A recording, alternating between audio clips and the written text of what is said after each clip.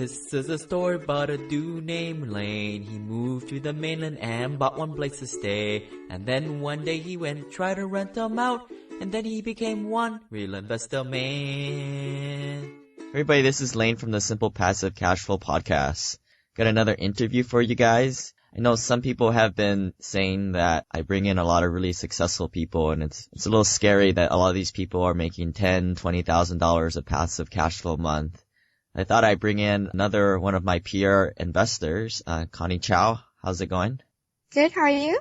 Connie's been buying single-family homes kind of like myself, and I thought I would bring her on, run through these questions and kind of get in her mindset, and also be a good way to see how she progresses next few years.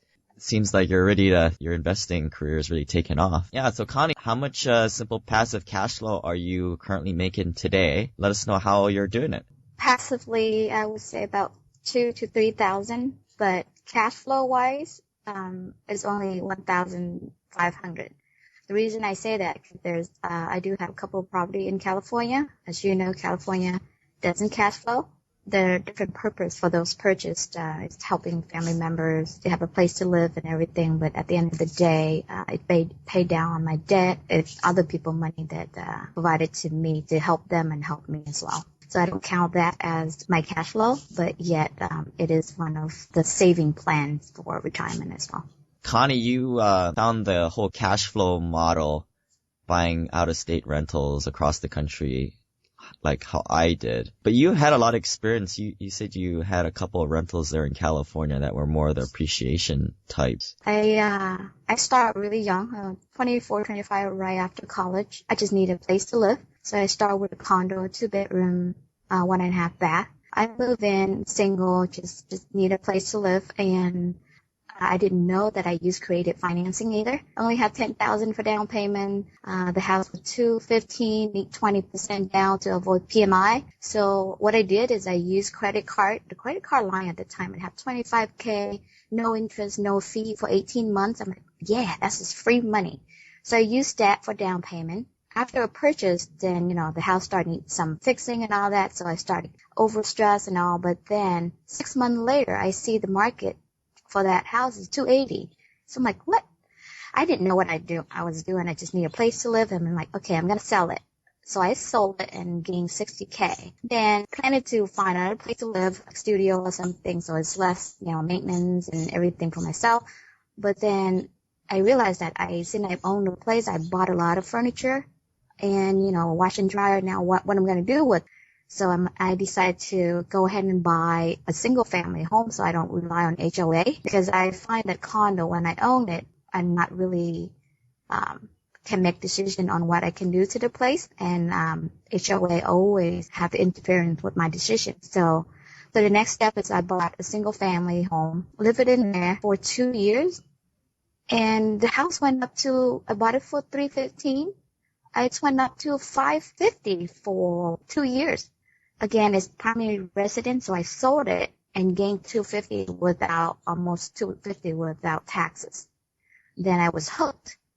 But then, life go on, job move and termination of employment and all put me through 2008 where everything crashed. I didn't lose anything because I only owned one at the time.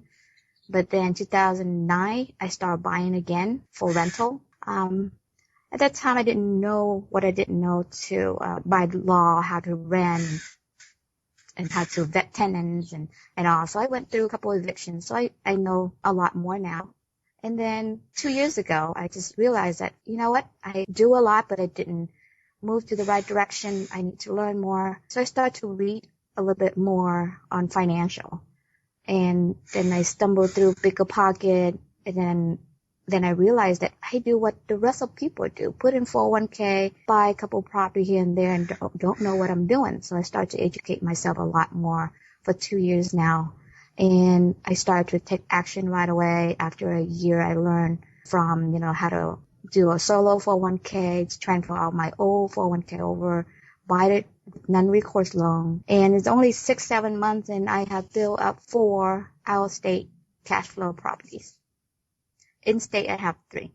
We were talking about that solo 401k, which is something I don't quite understand. Unfortunately, when you purchase properties through a self-directed Roth, or I don't know about the solo 401k, but you have to get this non-recourse loans, which typically the terms on them are not as good as the Fannie Mae financing. What kind of terms did you get on that non-recourse loan? Yeah, I shop around, so I have a couple of the lender that I'm looking at their numbers, not just the fee and closing costs. I look at how much percent down that they require. The minimum have to be 40% down, but some can do 40, some have to do 50%, and some cap you at a certain amount. For example, if I buy something in Indy for $112,000 or $114,000, maximum one of this bank can only do a $50,000 loan. Fee, closing costs and everything total about $3,000. So my thinking at that time, I have enough just to buy those out with cash, but this is the time I want to build my portfolio big. It's not when I need the cash flow to live off, because I still have a W-2. So my goal is to leverage as much as I could, but nowadays they have the debt to income ratio, so you have to have a strategy how you're going to do it and what your goals are. It depends on the bank, but that's one of the examples that I bought 114. The rate is 5.25, not too great, but it amortizes over 15 years. Then I have another one better. Loan is $87,000. Rate is 4.375. 5 years ARM. Jumbo after that for 25 years amortization. That one after 5 years, I'm pretty sure I have cash flow coming in or more 401k that I can roll over if I want to pay it off. But the goal from now in the next 5 years is to buy an increased portfolio. Getting that non-recourse loan, even though the terms aren't that great, it's really the only way you can leverage in those types of accounts. Correct. Few banks would, that I found would do that. Not a normal, conventional loan or conventional bank would know or would do those. So none of these Chase Banks, Bank of America, none of those guys. Yep. And for people who don't know, non-recourse loans are loans that if anything happened with the property and for some reason the property went underwater, there's no recourse to you, the lender. So in a typical mortgage, it is a recourse loan. So what happened to a lot of people when they went underwater, they still have to pay that property off. Kind of like how student loans are always tied to you personally. That's why I like a lot of these apartment buildings, is because there's a lot of non-recourse loans tied to these properties. So if something ever happened, you can just walk away. Yeah, but, with 50% down, majority of investor, that the goal is to pay it off or to make that to a retirement fund. They're not going to let those go. So I doubt it, they're going to fight for it to keep those. And secondly, I noticed that because I'm doing conventional loan at the same time as non-recourse loan, because I buy and purchase property outside, inside of solo 401k, I noticed it doesn't show up on my credit record. Because the bank that I do conventional loan outside, they cannot see it either. They didn't see the loan or anything, so they never have a question on those. Yeah, so Connie, what's your worst business or life moment, and what did you do after, and what was the lesson learned? I go through up and down through employment where 2008 and even 2010, every few years I seem to have a turnover in job because of my background. Have background for merger and acquisitions and system implementation. So I seem to attract to startup and newer build companies. So I find that is a risk, but yes, it's an opportunity for me to every few years I got to learn new company and new technology. But then 2010, when this employer have a major turnover and it woke me up that I can't rely on a W-2. And what I do in real estate is not working. I need to do something else better than to start to educate myself. And I don't want to be a landlord managing a property. So I find turnkey out of state is the way to design my lifestyle. How many times did you, I wouldn't say get fired, but the startup kind of went downside and you got displaced to go somewhere else? I lost track of how many times you did. I would say 3. The first one was the .com when I first started my career.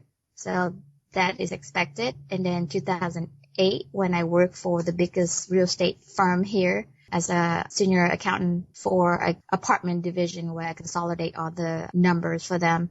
They went south, so they laid off almost the whole department or 30% of their employees. Then I go over to oil and gas. I seem to get in and get out right before the crash for each of the industry.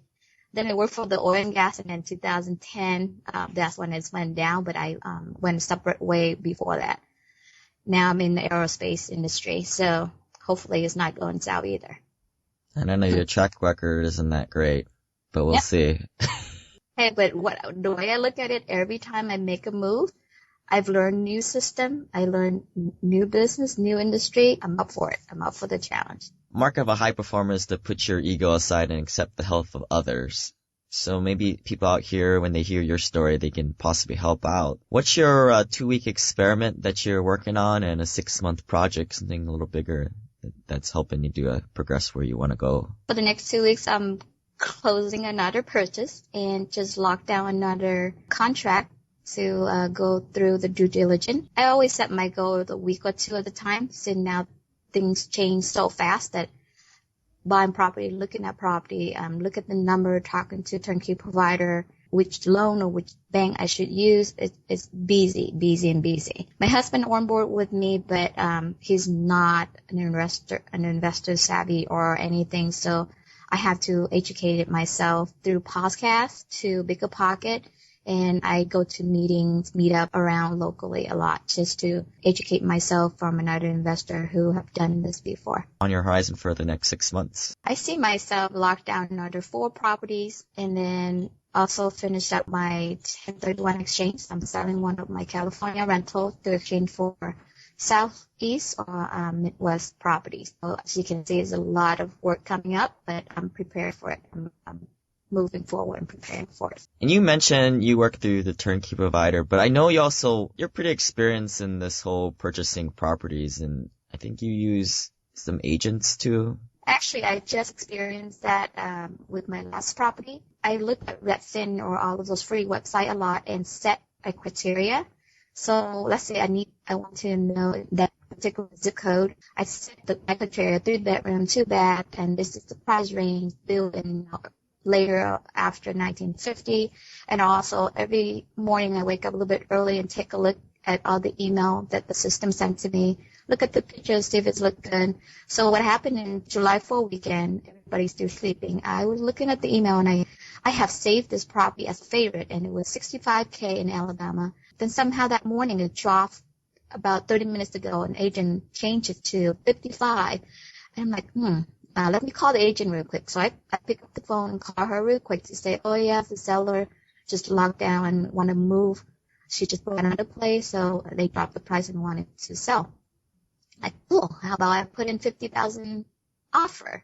She's saying, and then I use her as my agent as well, so that motivated her to sell that to me. So I ended up settle for 52, and they accepted like a couple hours later because she's desperate to sell. I put that under contract. Have inspection done. Inspection come back with a small fixing here and there. So what I did is I used that inspection report, sent it out to local contractor around by just using Yelp for that area zip code. And they come back to me with the total, let's say 1,200 fix for all of those listing in the summary under inspection. So what I did is instead of me managing those contractor, I negotiate back to the seller and say, how about I pay $1,000 more? You fix everything on the summary, because I know with the price that I offer, they wouldn't fix anything, and they told me ahead of time. But that is another way that I, instead of using my own time, I use the seller time and her money for now until, it's all good and done before the closing. So she accepted it for $53,000, and she had it fixed within 2 weeks, and I called my inspector, come back out for reinspection for like $75, and it's all done. So we're ready to move forward for closing. It saved me so much time, so much headache, and the inspector there, very trustworthy. So he took a picture, he listed out what fixed, what hadn't been fixed. So I'm happy with the process. And I think one of the strategy that I'm going with, time to time, when it's come to 1031 exchange, have you done it before? I might not have the time to do that. I might have to do it for key providers. Right, because things get pretty crazy when you're doing that 1031. I had to reach out to a marketer to get my last property just because I just didn't have the time to search for properties. You and I always talk about, you always text me over a property, and I mean, my criteria is just a little bit different than yours. I go after the more $80,000, $90,000 properties and above.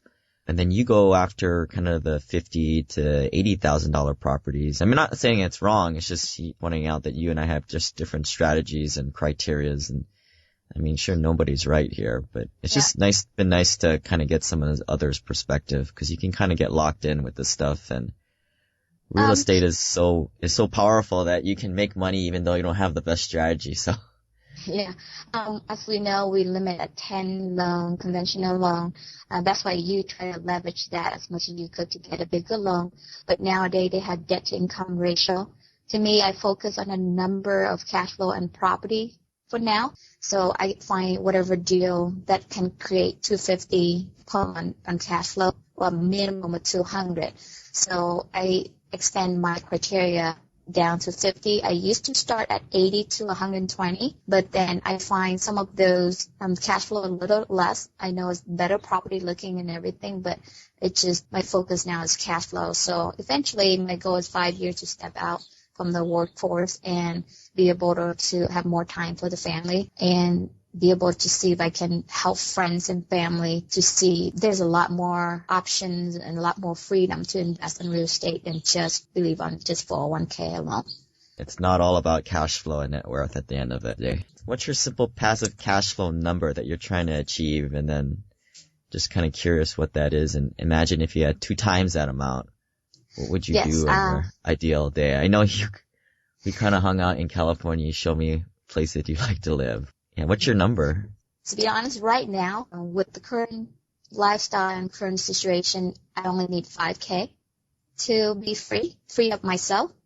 But we're talking about putting the kids to college, Medicare for retirement and everything else. I just want to double it just to be comfortable for the family, to know that if something happened to each one of us, we have something still coming in for the kids. I would say 10K would be more comfortable, but just 5K, I'd be okay with it as well. I know California is expensive, but the lifestyle, it's what you desire, is not set in stone. Because some people can live in 1-bedroom apartment, but some live in a beachfront property. Yeah, so you would buy those big beachfront properties that... No, I go there just to vision myself. What if I own one of this, but then I know it's the doodad. So what I do is every time that I feel overworked, overstressed, I go to those places and vision myself that if people can do this, I can do that too. So worst case scenario, if I'm enough to be, by myself, my husband passed away before me, whatever, at the golden age and retirement age, I can always rent a room there or get one for myself. We don't know for the next 20 years if I'm going to be really rich or I'm going to be, the same, but I just always want to have that vision. So by going to those nice area, beachfront, just to sit around and see how those atmosphere and then people surround, we relax, and then looking at this property. Sometimes they have open house, and I took my husband and my kids walking. They impressed. They open up a little bit more when I talk about real estate. So I think it's helped the whole family to vision as well as not just for myself. Kind of goes down that Grant Cardone 10X. If you 10X your goals, the results will be higher just by increasing those goals. It's funny, last year, in November, I would say, okay, I need to buy 2 in 2015 and 2 more in 2016. I only could buy only 1 in 2015, but by June of 2016, 2 months ago, I hit 4. So, now I'm not focused on the number of the property or the number of cash flow. I know I just have to buy, like everybody else who's successful, they wish they buy more, right? So I keep hearing that, and I'm like, yeah, as long as I'm qualified, I'm buying more just to get that cash flow and build legacy for my family. Right, and it's independent of the market. If the market crashes, well, you should have bought with enough cash flow. Is that the way you see it too? Yep. $200-300 per property. That very conservative with 10% of all reserve for maintenance, vacancy, property management, and a little bit of 5% of capex, because majority of the property I bought is already turnkey. So for the next 5 years, I market at 5%, but again, we never know if it's going to be more, but I always have the cash reserve for those. Right. So you're taking the rent, and then you're thinking you're going to probably get 65% of that back in the bank account to pay the mortgage. Correct. That's neat. Yeah, I usually run, in my head, I usually go at 70%, but yeah, close enough. Now that I'm a little more clever, because I have friends and family approached me because beside W-2, I also have a side business with life insurance, health insurance, and everything else that I'm not belong to any insurance company. It's really mission-based. Going through that business, I've learned something else that I can be able to help people move their money 401k index title property. So what I did is I some of the friends, family, all they have is in their old 401k, and I told them to look at the balance for now. So 6 months later, I approached them again. They look at the balance again, and it's down for $2,000 or whatnot. Keep in touch with them and talk to them and see. You see, is your fees got deducted and your balance not growing. How are you going to retire on that certain amount? If you have an open mind, let's sit down and talk about it. So I educate them a little bit on the index side, I educate them on what I'm doing on my real estate. If they wanted to learn it, I was willing to help them to move the same direction that I have. Otherwise, move it out. I can pay you a fixed interest rate, and I use that as private money, and I can be able to buy a lot more property if they not actively want to invest for themselves. You try very hard to help people like that. I don't like to destroy people's paradigms. If they've worked their entire lives and done the 401k and they're close to retirement, I don't want to really pop people's bubble. That's kind of why I made the website and the podcast, because it's kind of self-selecting. If people are searching for or recognizing that their situation is not working and they're not going to get to their goals, which is to retire before they're 70 years old. But what I find is all friends and family, they're all middle class, they're all, busy working, and all they know is 401k, because that's what the employer and the government put it out in the public. Nothing else like real estate, like what we learn when we, want to desire for our own life. And so if I see myself see it before them, I just want to wake them up. I just want to help see my side. They want to do it or not is their choice, but to me, they should know those options. A week ago, I was talking with my mom, and they're kind of retiring, and she was kind of bummed that they're not going to get the BMW that they always dreamed of. And I don't want a BMW. I'm fine with the Toyota, but I was like, well, if you go with that 401k and all that stuff, that's what's going to happen. Yep. If that's your strategy, and it obviously wouldn't get you what you wanted. You got to figure out what your goals are first and work your way backwards. Yep, I agree. And the hardest part is to help family and friends. If they know me as just a W-2 employee, what do I know for the last 2 years? But I see myself, I planting seed, put it in their head that, hey, I'm doing this and I'm still doing it. I'm not saying I'm successful or anything, but selling property, when I look around, none of them have one, and none of them have cash flow. Here and there when we hang out or chit chat, I just follow up and see where they at, and I share where I'm at as well, just so they know that I'm moving towards where my goals are, and that if they see that I'm getting where I want, they would want to motivate and look into it as well. There's nothing really special about you or me. It's just regular people. Actually, a friend of mine, old high school friend of mine, he's reaching out to me, and that's what was my first thinking. What does he know? He's just an engineer. He's nothing on the financial side. Why did he doing this? Is he have a trouble in his job? But no, he was just fine. Then I watch him for the next 6 months, and he keep following up with me. So I'm doing basically the same that he did. He's saying, I'm just trying to help you see other side as well, even though you already doing the real estate. But as you know, it's not working. How about let's educate ourselves together and move in the right direction? He is not in the real estate, but I already have my foot into real estate. So I'm like, this is what I like. And because I know it making money since I'm 25, I literally make $300,000 without doing anything, without betting on the appreciation market. I didn't know what I didn't know, but the time was right. So it helped me. And now that I know, to convert all of those to cash flow, I'm going to go full force. As soon as I know that, I just act on it right away. So I don't waste any time. I don't know if you subscribe to Tony Robbins' material, but he talks about 2 things that we're trying to gain perfection at. The first is the art of fulfillment, and the second is the science of achievement. Do you have any words of wisdom on ways you achieve the science of achievement and the art of fulfillment? Yes, for me, really is I want to be free. Now that I know the freedom is not really the cash that you have is the time that you want to do whatever you want to do. The majority of people around me doesn't get that sense. So it's funny, the other day I posted on Facebook how when you vision a plan, you thought it's all the way smooth, but the reality is up and down, right? You go through hoops just to get through certain obstacle. And then one of the friends and family respond saying, don't expect everything is up. But then I respond back is, don't wish things is easier, right? Wish you have better skill or something that Jim Rohn used to say. He respond that you can't bring it with you. Basically, when you die, you can't bring it with you. And I totally agree. The coffin is only fit for one person. There's nothing else you can put in it. But legacy live on. That is always my thinking, that legacy live on. I'm going to prove to my own family that I come here with nothing, but I've learned and adapt to I'm going to do well, and I'll prove it to them. If I can free myself, I can freeze you up as well. My vision is just to have more time for myself, do what I like to do. Really, me, I like cooking. I like, yard a little bit. So you've built yourself a nice portfolio. What's kind of your secret of science of achievement that you've done that? I don't know. I guess it's my personality. Once something that I find out it working, I tested it and it worked. I just move forward with it without second thought. Hey, if I fail, that's something I should learn.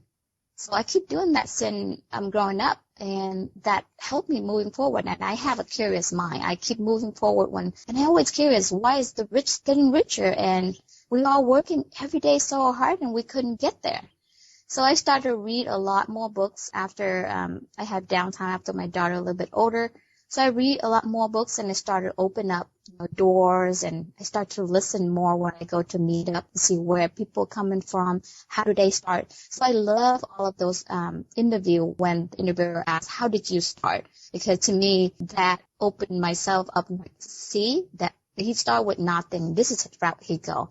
And I touch all of those. I could see myself been through all of those, and that's how I keep myself motivated and start with any project or any deal that I look at before I say no. Connie, anything we missed that you'd like to share, and maybe what's your contact information that you'd like to give out if anybody wants to get a hold of you? I just want to say thank you for giving me this opportunity to talk to you and be able to record this for anybody who need help to start. I'm here just to help everybody as well. I go to Meetup and see a lot of newbies. Everybody want to flip here in California. But there's some, they don't have that money, and barrier to entry in California is high. So I kind of watch those to see how they grow as well, and be able to see if I can help them. So if anybody need help, send me an email, realestatefreeme@gmail.com.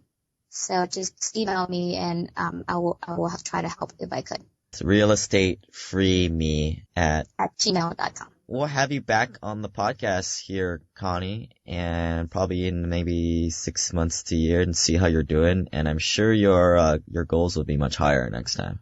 That's just how it goes, huh? Yes. Thank you. Thanks. Bye. This website offers very general information concerning real estate for investment purposes. Every investor situation is unique. Always seek the services of licensed third-party appraisers and inspectors to verify the value and condition of any property you intend to purchase. Use the services of professional title and escrow companies and licensed tax, investment, and or legal advisor before relying on any information contained herein. Information is not guaranteed, as in every investment there is risk. The content found here is just my opinion, and things change, and I reserve the right to change my mind. Above all else, do your own analysis and think for yourself, because in the end, you are the only person who is going to look out for your best interests.